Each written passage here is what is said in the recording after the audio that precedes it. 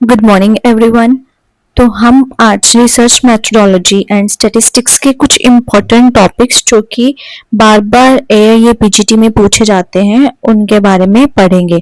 तो आज हमने ये जो क्वेश्चन पेपर रेडी किया है इसमें 30 क्वेश्चंस हमने तैयार किए हैं। 30 questions from the most important areas, या फिर हम कह सकते हैं कि मोस्ट इम्पोर्टेंट क्वेश्चंस जो बार बार पूछे जाते हैं उनको हमने सिलेक्ट किया है। और जो ये बनाए गए हैं ना क्वेश्चंस, वो बनाए भी इस तरीके से गए हैं, मतलब कि एआईए पीजीटी स्टाइल में, जिस तरीके से पेपर में जो है वो पूछे जाते हैं क्वेश्चंस, है ना। मतलब वन लाइनर्स नहीं है। इसको बनाने का पर्पस भी यही है कि आप जब एग्जाम में बैठो तो आपको समझ में आ जाए कि क्वेश्चन को रीड कैसे करना है, उसको समझना कैसे है ना। कई बार हमारे सामने जो क्वेश्चन होता है वो इजी होता है, हमें आता है, लेकिन हम उसकी स्टेटमेंट को देख के ये क्या लिखा हुआ है, जैसे यहाँ पे आप मैच द कॉलम अगर देखोगे, इसको समझने में ही बच्चे जो है वो सोचते हैं कि नहीं नहीं हमसे ये नहीं होगा। तो इसीलिए हमने ये जो एग्ज का ये क्वेश्चन पेपर है वो इस तरीके से तैयार किया गया है। हमारी सीरीज भी चल रही है आयुर हब के नाम से, जिसमें हमारा 4th डे था कल और आज जो है वो 5th डे है। तो इसमें हमने पूरे सिलेबस की सीरीज स्टार्ट की हुई है, मतलब कि सब्जेक्ट वाइज डेली 30 क्वेश्चंस, वो भी एआईए पीजीटी स्टाइल में हम वहां पे पूछते हैं और असेसमेंट जो है वो किया जाता है। ठीक है, तो ये एक तरह से अच्छा तरीका भी है सेल्फ असेसमेंट करने का और डेली रिवीजन करने का, और एक तरह से कंसिस्टेंसी को मेंटेन करने का। ठीक है, तो चलिए स्टार्ट करते हैं। हमारा फर्स्ट क्वेश्चन, सबसे पहला हमारा क्वेश्चन है कि what is the primary purpose of randomisation in a clinical trial. ठीक है, रैंडमाइजेशन करने का प्राइमरी पर्पस क्या होता है। तो इसमें पहला ऑप्शन है आपको सैंपल साइज बढ़ाना, reduce selection bias, reduce attrition, increase statistical power. तो रैंडमाइजेशन जब भी हम क्लिनिकल ट्रायल में करते हैं, रैंडमाइजेशन का मतलब क्या होता है कि मान लीजिए आपके पास अगर 30 पेशेंट्स हैं तो आपने उनको मतलब रैंडमली डिवाइड करना है ग्रुप 1 में और ग्रुप 2 में। ठीक है, मान लीजिए आपको ग्रुप ए कोई ड्रग है, ए कोई ड्रग है बी, इनका आप टेस्ट करना चाह रहे हो, ट्रायल करना चाह रहे हो, और आपके पास टोटल 30 पेशेंट्स हैं। तो ग्रुप 1 में भी 15 डालने हैं, ग्रुप 2 में भी 15 डालने हैं। अब ये 15 जो डालने हैं ना आपने दोनों ग्रुप्स में, वो रैंडमली डालने हैं। मतलब कोई भी बायस नहीं होना चाहिए, सिलेक्शन बायस नहीं होना चाहिए कि हाँ आपने अपने मनपसंद के लोगों को ग्रुप ए में डाल दिया या फिर जो आपको पसंद नहीं है उनको बी में डाल दिया। तो सिलेक्शन बायस को रिड्यूस करने के लिए ही हम रैंडमाइजेशन करते हैं। तो इसका जो आंसर जाएगा वो जाएगा टू रिड्यूस सिलेक्शन बायस। ठीक है, सेकंड क्वेश्चन है a researcher wants equal number of males and females in both intervention groups, which method should be used। मतलब एक रिसर्चर को दो ग्रुप्स उसमें चाहता है वो ट्रायल के लिए, और लेकिन दोनों में वो चाहता है कि मेल और फीमेल्स इक्वल नंबर में हो। ठीक है, तो उसके लिए कौन सा रैंडमाइजेशन टेक्निक वो यूज करेगा। देखो इसका आंसर है स्ट्रेटिफाइड रैंडमाइजेशन। सिंपल रैंडमाइजेशन में क्या होता है, इसे लॉटरी रैंडमाइजेशन भी बोलते हैं सिस्टम वाले को। इसमें हम जैसे कोई भी हमारे पास जैसे 30 पेशेंट्स हैं तो हम उनको 1 से लेके 30 तक क्या दे देंगे, नंबरिंग दे देंगे कि पहला पेशेंट का नंबर 1 है, फिर 2 है, फिर 3 है, फिर 4 है, ऐसे ऐसे सबको नंबरिंग दे देंगे। फिर हम कंप्यूटर का यूज करते हैं, कंप्यूटर एलोकेट करता है, यानी कि कंप्यूटर क्या करेगा, दो ग्रुप्स में group 1 and group 2 numbers generate कर देगा रैंडमली कि ग्रुप 1 में आपने 1 नंबर, 8 नंबर, 10 नंबर ऐसे ऐसे नंबर्स डालने हैं, और इसमें आपने 2 नंबर, 7 नंबर, 9 नंबर ऐसे डालने हैं। तो कंप्यूटर जो आपको रैंडमली एलोकेट नंबर देगा उस नंबर्स के अकॉर्डिंग हमने दो ग्रुप्स में इन पेशेंट्स को डिवाइड कर देना। That is simple randomisation. Stratified randomisation में क्या होता है, हम पहले जो हमारे पास 30 का सैंपल है, मतलब जो भी हमारे पास पहले पेशेंट्स हैं उनको हम स्ट्रेटा में डिवाइड करते हैं। स्ट्रेटा का मतलब क्या होता है, मान लीजिए आपके पास 30 पेशेंट्स हैं। ठीक है, तो इस 30 पेशेंट आपने कैसे सिलेक्ट किया, आपके पास मान लो 300 पेशेंट्स हैं, तो 300 में से आपको 30 सिलेक्ट करने हैं। तो पहले आप 300 को स्ट्रेटा में डिवाइड करोगे। स्ट्रेटा यानी कि जिनका कुछ कॉमन कैरेक्टरिस्टिक हो उस ऐसे ग्रुप में डिवाइड करेंगे, जैसे कि मेल्स अलग डिवाइड कर लिए, फीमेल्स अलग कर लिए, चिल्ड्रन अलग कर लिए, और सीनियर सिटीजन को अलग कर लिया आपने, है ना, ये मेल एंड फीमेल। तो अब इन चारों में से आप क्या करोगे, इक्वल इक्वल सैंपल यानी कि 12 12 12 12 ऐसे सिलेक्ट कर लिए, या फिर जैसे यहाँ पे सिर्फ मेल फीमेल्स मांगे हैं तो 15 मेल्स और 15 फीमेल सिलेक्ट कर लिए। तो ये क्या हो गया, इसके लिए हमें कौन सी सैम्पलिंग चाहिए, सैम्पलिंग स्ट्रेटिफाइड रैंडमाइजेशन टेक्निक, है ना। थर्ड क्वेश्चन है, तो इसका आंसर आपको पता लग गया, इसके पहले वाले का स्ट्रेटिफाइड रैंडमाइजेशन जाएगा। ठीक है, नेक्स्ट है हमारा कि randomisation is mainly applicable in, randomisation का यूज हम कहाँ पे करते हैं, तो यहाँ पे बताया हुआ कि केस रिपोर्ट में, क्लिनिकल ट्रायल्स में, कंट्रोल ट्रायल्स में, क्रॉस सेक्शनल स्टडीज में या इकोलॉजिकल स्टडी में। तो इसका आंसर जाएगा रैंडमाइज्ड कंट्रोल ट्रायल्स में। जो भी हम रिसर्च का ट्रायल्स करते हैं जिसमें हम कोई भी मेडिसिन को, है ना, ग्रुप 1 या ग्रुप 2 में देखते हैं, या मतलब मेडिसिन का ट्रायल या जो भी क्लिनिकल जिसमें हम इंटरवेंशन देते हैं पेशेंट को, है ना, वहां पे रैंडमाइजेशन की जरूरत होती है। अगर आप किसी पेशेंट के ऊपर केस रिपोर्ट लिख रहे हो, वहां पे रैंडमाइजेशन की जरूरत नहीं है, क्योंकि वहां पे आपके पास एक ही पेशेंट होता है ना। क्रॉस सेक्शनल स्टडी भी हम एक ही दिन में स्टडी करते हैं, तो इसमें भी रैंडमाइजेशन की जरूरत नहीं होती, और इकोलॉजिकल स्टडीज में भी जरूरत जो है वो नहीं होती। तो इसका आंसर क्या जाएगा, randomised control trials. Then fourth question आता है, which sampling method is best suited for studying intravenous drug users और कमर्शियल सेक्स वर्कर्स।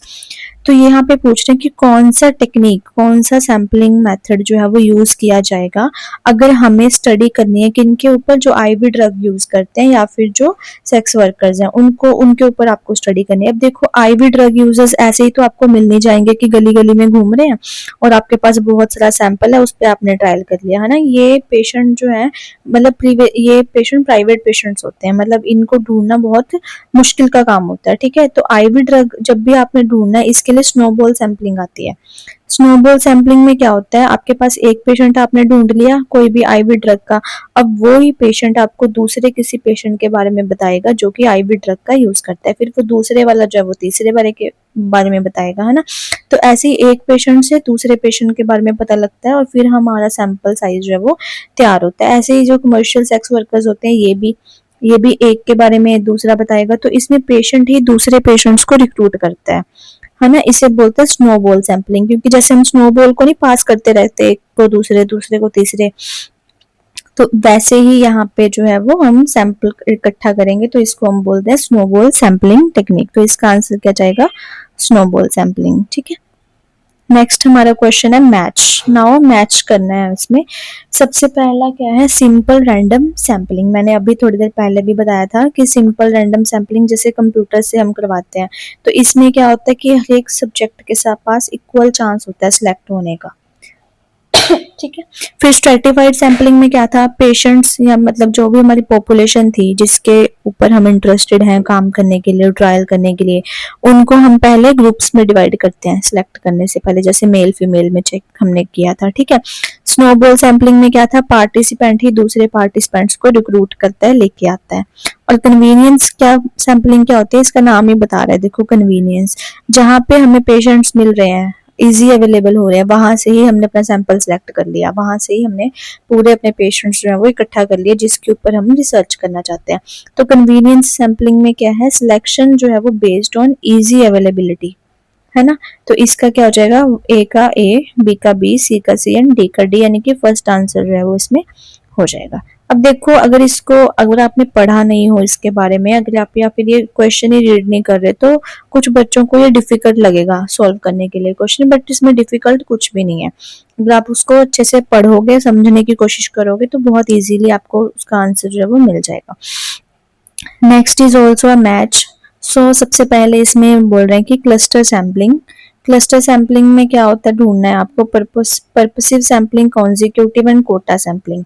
देखो ये जो है अगर आप पढ़ोगे ना, रैंडमाइजेशन, मतलब जो रैंडमाइजेशन टेक्निक होती है, पेशेंट को दो ग्रुप्स में डिवाइड करना है हमने, वो दो तरह के होते हैं, एक होते हैं नॉन रैंडम, एक होते हैं रैंडम, ठीक है। अब नॉन रैंडम में क्या होता है कि आपके पास इतने पेशेंट्स नहीं है कि आप उनको रैंडमली दो ग्रुप्स में डाल सको। इसमें तो जो आपके पास आ रहा है ना पेशेंट, उसको आपको लेना ही पड़ता है। इसमें भी 6 टाइप्स आते हैं नॉन रैंडम में आगे जाके। सबसे पहले आता है कोटा सैम्पलिंग। कोटा में क्या होता है, हमारे पास जो भी पॉपुलेशन है उसको पर्टिकुलर कोटा दे देते हैं। जैसे हम पढ़ते हैं ना, जो भी हमारी जॉब्स निकलती हैं उसमें क्या होता है, जैसे 60% general quota, 25% SC/ST quota, 10% OBC quota, तो इस प्रकार से कुछ कोटा रहता है। या फिर 50% मेल कोटा, 50% फीमेल कोटा। तो ऐसे हम क्या करते हैं, अपनी जो पॉपुलेशन है उसको पहले कुछ कोटा में डिवाइड कर देते हैं। तो कोटा सैम्पलिंग में क्या होता है, जो मतलब कि आपको कोटा के अकॉर्डिंग जो है वो सैंपल साइज लेना होता है, ठीक है। फिर कॉन्जिक्यूटिव सैम्पलिंग भी एक तरह से नॉन रैंडम सैंपल ही होता है। इसमें क्या होता है, जैसे ओपीडी में अगर आप सैंपल साइज इकट्ठा कर रहे हो, तो आपके पास जो भी पेशेंट आ रहे हैं ना ओपीडी में कॉन्जिक्यूटिवली, मतलब आप मान लो डायबिटीज के ऊपर अपना ट्रायल कर रहे हो, तो डायबिटीज के जब भी पेशेंट आ रहे हैं आपके पास, तो आपने उनको अपने सैंपल साइज में इकट्ठा कर लेना है, ठीक है। तो कॉन्जिक्यूटिव में क्या है, एवरी एलिजिबल ओपीडी पेशेंट को आप लेते रहते हो जब तक कि आपको सैंपल साइज जो है वो अचीव नहीं हो जाता। देन पर्पसिव सैम्पलिंग, किसी पर्टिकुलर पर्पस के लिए जो है हम सैंपल इकट्ठा करते हैं। जैसे मान लो कोई आयुर्वेदा का ट्रायल का आपको देखना है कि वो सही है कि नहीं, तो उसके लिए आप आयुर्वेदा एक्सपर्ट्स को ही सिलेक्ट करोगे ओपिनियन देने के लिए, है ना। तो वो आप पर्टिकुलर पर्पस को फुलफिल करने के लिए कर रहे हो, that is purposive sampling. And last is cluster sampling. तो जब भी हमें वैक्सीनेशन पढ़नी होती है ना, मतलब वैक्सीनेशन की स्टडी करनी होती है, तो हम क्लस्टर सैम्पलिंग करते हैं, ठीक है। इसकी डिटेल्स अगर आपको जानने हो तो आप मेरे को डीएम कर दीजिए, मैं इसी यहीं पे यूट्यूब पे वीडियो पे मैं इसके ऊपर रैंडमाइजेशन टेक्निक्स के ऊपर अलग से एक वीडियो बना दूंगी, क्योंकि इसमें कवर करना बहुत ज्यादा हो जाएगा फिर। नेक्स्ट क्वेश्चन क्या है, तो ऊपर वाले का आंसर क्या हो गया, 1 का 1, 2 का 2, 3 का 3 एंड 4 का 4, ठीक है। So next is question number 7। इसमें क्या है कि असर्शन और रीजन दिया हुआ है। असर्शन क्या है, qualitative research uses inter and focus group discussions, and reason it mainly explore opinion, beliefs and experiences. तो क्वालिटेटिव रिसर्च में हम क्या करते हैं, क्वालिटी चेक करते हैं, ठीक है। अगर मान लो आपने पंचकर्म किया है, तो आप अब पता करना चाहते हो उनसे कि उनको पंचकर्म का जो ये एक्सपीरियंस था वो कैसे लगा। आप कैसे अब ये रिसर्च करोगे कि how was their experience of doing this panchakarma. So आप क्या करोगे, उनका इंटरव्यू लोगे या फिर उनके साथ डिस्कशन करोगे बैठ के, ठीक है। तो इसमें क्या करना है आपने, ये असर्शन भी ठीक है और रीजन भी ठीक है, क्योंकि यहाँ पे क्वालिटेटिव रिसर्च क्या यूज करती है, interviews and focus group discussions use करती है, because it explore the opinions, beliefs and experiences of the जो भी आपके ट्रायल के पेशेंट्स हैं या फिर जो भी आपकी पॉपुलेशन है। Then next question is question number 8, which pair is incorrect. तो सबसे पहला है बेसिक रिसर्च। बेसिक रिसर्च क्या होती है, जो हम अपने सिद्धांतों के ऊपर रिसर्च करते हैं ना, जो भी हमारे मौलिक सिद्धांत आयुर्वेद में दिए गए हैं उनके ऊपर जो हम रिसर्च करते हैं वो बेसिक रिसर्च है। तो ये क्या करती है, बेसिक रिसर्च जो है वो थ्योरी जनरेट करती है, yes this is correct. Applied research practical solution देती है हमें, यस ये भी ठीक है। क्वालिटेटिव रिसर्च न्यूमेरिकल एनालिसिस करते हैं, नहीं। क्वालिटी वाली हमने ऊपर ही पढ़ी है कि वो बेसिकली इंटरव्यू और डिस्कशंस के ऊपर बेस्ड होती है, क्वालिटी होती है उसमें, क्वांटिटी नहीं होती है। और न्यूमेरिकल जो है वो क्वांटिटी से रिलेटेड है, तो क्वालिटेटिव रिसर्च ये वाला ऑप्शन जो हमारा गलत हो जाएगा। और नेक्स्ट इज एक्सपेरिमेंटल रिसर्च में क्या होता है, इंटरवेंशन करते हैं researcher, yes this is also correct. Now the question number 9, this is also assertion and reason. Assertion क्या है, descriptive research establishes cause and effect relationship, it only describes characteristics of a population. देखो दो प्रकार की research होती है, एक होती है डिस्क्रिप्टिव, एक होती है एनालिटिकल रिसर्च, ठीक है। जो डिस्क्रिप्टिव रिसर्च होती है ना, वो सिर्फ डिस्क्राइब करती है किसी चीज को। फॉर एग्जाम्पल, अगर आपके पास एक पेशेंट आ रहा है डायबिटीज का, तो आपको अगर उसकी डिस्क्रिप्टिव रिसर्च करनी है, आप क्या बताओगे, उसके बारे में बता दोगे कि इस पेशेंट का नेम, एज ये वगैरह है, ये इसकी हिस्ट्री है, इसको डायबिटीज है, डायबिटीज की वजह से ये इसको कॉम्प्लिकेशंस आ रही है, ये ट्रीटमेंट चल रहा है, दैट्स इट। ये हो गया उसका डिस्क्रिप्टिव, मतलब जो जैसा है उस टाइम पे उसका आपने डिस्क्राइब कर दिया। फॉर एग्जाम्पल, आपके पास एक मान लो कोई पर्सन है पूनम, तो पूनम को आप डिस्क्राइब करो, कैसे डिस्क्राइब करोगे, उसका नेम, उसकी एज, उसके मदर फादर कौन है ना, वो क्या स्टडी कर रही है, अभी कहाँ पे वो जॉब करी है, जो भी उसके बारे में वो आप डिस्क्राइब कर दोगे, दैट इज डिस्क्रिप्टिव। डिस्क्रिप्टिव जो है वो आंसर करता है आपके कि व्हाट, व्हेन, वेयर, ये वाले क्वेश्चंस को, ठीक है। लेकिन एक जो क्वेश्चन होता है व्हाई, या फिर कोई रिलेशनशिप, या फिर कोई एसोसिएशन, ये चीजें जो हैं ये एनालिटिकल स्टडी में आंसर की जाती हैं, डिस्क्रिप्टिव स्टडी का पार्ट ये नहीं होती, ठीक है। तो यहाँ पे अब क्या बता रहे हैं, यहाँ पे क्वेश्चन पूछा है इन्होंने कि डिस्क्रिप्टिव स्टडी जो है वो कॉज एंड इफेक्ट रिलेशनशिप बताती है, ये नहीं, ये गलत है। कोई भी रिलेशनशिप, कोई भी एसोसिएशन डिस्क्रिप्टिव नहीं बताते, डिस्क्रिप्टिव सिर्फ डिस्क्राइब करती है। डिस्क्राइब क्या करती है, characteristics of a population. So A is false and R is true.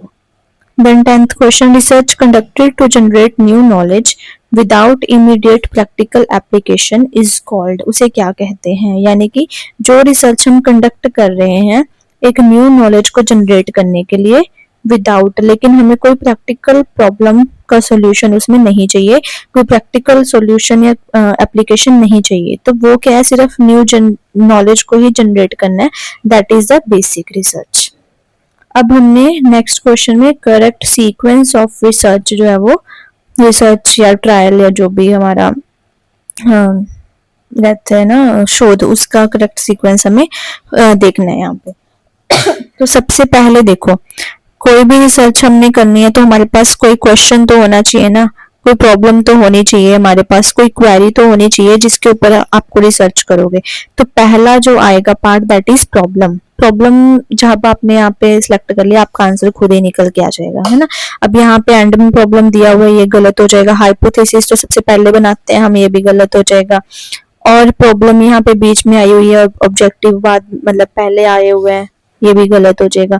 तो सबसे पहले हम प्रॉब्लम सिलेक्ट करते हैं, फिर लिटरेचर रिव्यू करते हैं कि क्या पता हमारी उस प्रॉब्लम का जो सॉल्यूशन हमें बुक्स में मिल जाए। अगर नहीं मिला फिर हम अपनी प्रॉब्लम को कंटिन्यू रिसर्च करने के लिए आगे लेके जाते हैं। फिर हम एम्स एंड ऑब्जेक्टिव्स बनाते हैं, एक मेथोडोलॉजी सिलेक्ट करते हैं, किस मेथड से हम जो है वो रिसर्च करेंगे, और फिर हम उस मेथोडोलॉजी के अकॉर्डिंग डाटा कलेक्ट करते हैं, फिर एनालिसिस करते हैं, फिर जो भी आगे के हमारे स्टेप्स आते हैं वो फॉलो होते हैं। ठीक है, तो इसमें आंसर क्या जाएगा? Answer would be B. Next, which statement is incorrect? तो पहला है primary data is first hand collected data. Yes, primary data को फर्स्ट हैंड ही कलेक्ट किया जाता है। Final includes ethical and relevant. Yes, final का जो पीछे का ईआर है उसमें इथिकल और रेलेवेंट उसका मतलब होता है। स्मार्ट ऑब्जेक्टिव्स मेजरेबल होने चाहिए। यस, ये भी ठीक है। और नल हाइपोथेसिस कहते हैं कि सिग्निफिकेंट डिफरेंस एग्जिस्ट करता है, तो ये गलत है। नल हाइपोथेसिस क्या कहते हैं? There is no significant difference. तो नल का मतलब ही नो है, मतलब नल बताते हैं कि कोई रिलेशनशिप नहीं है, कोई एसोसिएशन नहीं है, कोई डिफरेंस नहीं है ना। तो option D is the correct answer. Then question is there is no difference in the blood pressure between two treatment groups. ये यहाँ पे स्टेटमेंट दी हुई है कि दो ट्रीटमेंट ग्रुप्स हैं, ट्रीटमेंट ए ट्रीटमेंट बी, और दोनों में कोई डिफरेंस नहीं आ रहा। इस ट्रीटमेंट को देने से भी बीपी में मतलब जो चेंज आ रहा है और इसमें मतलब दोनों सिग्निफिकेंट है, सेम सेम, डिफरेंस नहीं है दोनों की एफिकेसी में। तो ये कौन सी हाइपोथेसिस है? क्योंकि यहाँ पे नो आ गया ना, तो ये क्या होगी? नल हाइपोथेसिस हो गई। हाइपोथेसिस होती क्या है? प्रूवन फैक्ट होता है? नहीं, हाइपोथेसिस को तो हमें प्रूव करना होता है। ठीक है, तो it is a tentative statement जिसको हमें टेस्ट करना होता है। B will be the answer. If all observations have same value then क्या होगा इसमें से? मान लीजिए हमारे पास 4 वैल्यूज हैं, 12 12 12 के। ठीक है, तो इसका मीन क्या होगा? ऑब्वियसली 12 ही हो जाएगा। मीडियन क्या होगा? Mid value is also 12। And what is the mode? Mode is also 12, so mid median mode will be all will be equal in a perfectly symmetrical distribution। हमने पढ़ा था नॉर्मल डिस्ट्रीब्यूशन, है ना, तो ये परफेक्टली सिमेट्रिकल डिस्ट्रीब्यूशन होती है। ये अच्छे से बना नहीं, मतलब जिसमें हमारा जो सेंटर होता है ना, यहाँ पे मेन मीडियन एंड मोड तीनों इक्वल होते हैं। तो इसका आंसर भी क्या जाएगा? बन नहीं रहा मेरे से ये बिल्कुल सही तरीके से। तो इसमें मेन मीडियन मोड जो है वो सेंटर में बिल्कुल इक्वल होते हैं, तो B will the answer. Then 17 is copyright primarily protect. Copyright क्या प्रोटेक्ट करते हैं, है ना। तो कॉपीराइट जो होते हैं वो हमारे इंटेलेक्चुअल जो प्रॉपर्टीज होते हैं ना उनको प्रोटेक्ट करते हैं। जो भी हमारा ओरिजिनल लिटरेरी, आर्टिस्टिक और साइंटिफिक वर्क, जो भी ओरिजिनल वर्क है किसी भी पर्सन का, उसको कॉपीराइट जो है वो प्रोटेक्ट करता है। अगर आपने कॉपी कर लिया किसी दूसरे ऑथर का वर्क विदाउट एक्नॉलेजमेंट और उसको एक्नॉलेज भी नहीं किया, तो वो क्या चीज, वो चीज क्या कहलाती है? वो कहलाती है प्लेगरिज्म। ठीक है। देन न्यूमबर्ग कोड पढ़ा था हमने जब इथिक्स के बारे में पढ़ रहे थे। तो न्यूमबर्ग कोड में क्या होता है कि मोस्ट इंपॉर्टेंट प्रिंसिपल क्या है न्यूमबर्ग कोड का? न्यूमबर्ग कोड कहते हैं कि जब भी आपने ह्यूमंस के ऊपर कोई भी ट्रायल करना है तो उनसे इन्फॉर्म्ड कंसेंट जरूर लेना है। उनको पता होना चाहिए कि वो उनके ऊपर क्या ट्रायल किया जा रहा है ना, उसके क्या नुकसान है, क्या फायदे हैं।